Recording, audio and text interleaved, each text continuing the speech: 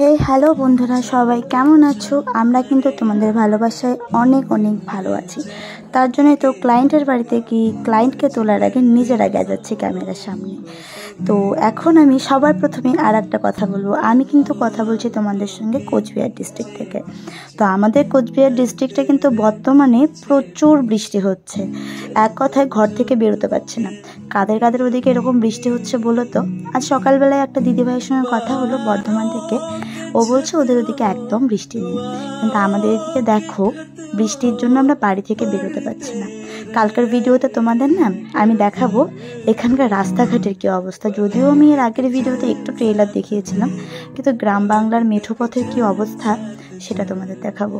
আসলে গ্রাম বাংলার মেঠো পথ এই কি বলে, যখন বৃষ্টি না থাকে তখনই দেখতে ভীষণ ভালো লাগে, কিন্তু বর্ষাকালে দেখলে এমন অবস্থা খারাপ হয়ে যায়, কি বলবো, মনে হয় না যে হাঁটি, মনে হয় উড়ে উড়ে চলে যাই।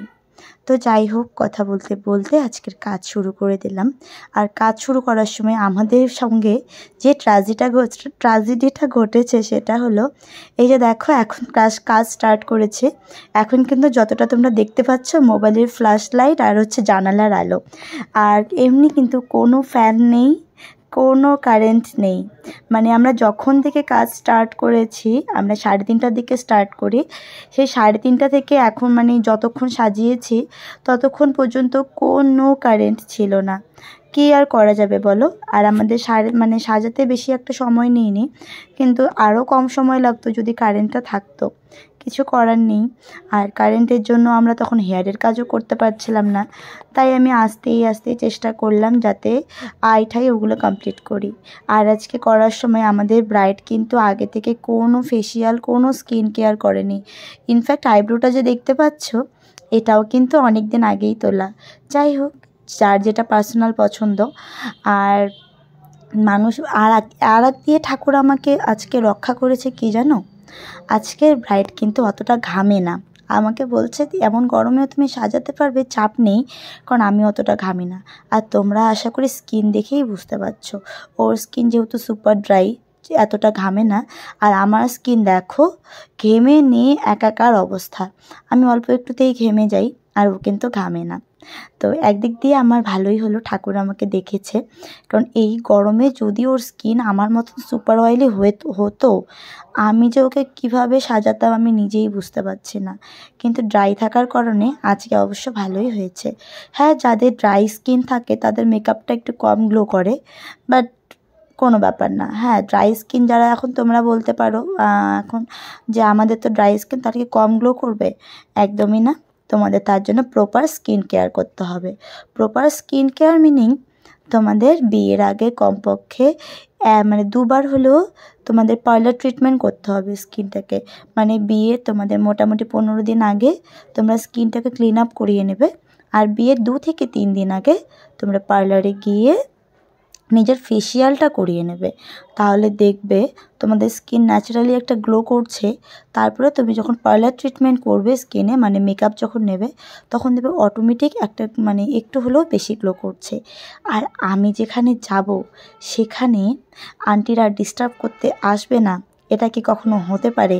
এই যে দেখো, আমি এখানে কাজ, এমনি কারেন্ট নেই, কী অবস্থা, আর ওরা কিন্তু ডিস্টার্ব করতে চলেই আসছে। তো যাই হোক, ডিস্টার্বও হচ্ছিলো, তার সঙ্গে আমিও হেসে একটু কথা বলে বোঝানোর চেষ্টা করছিলাম।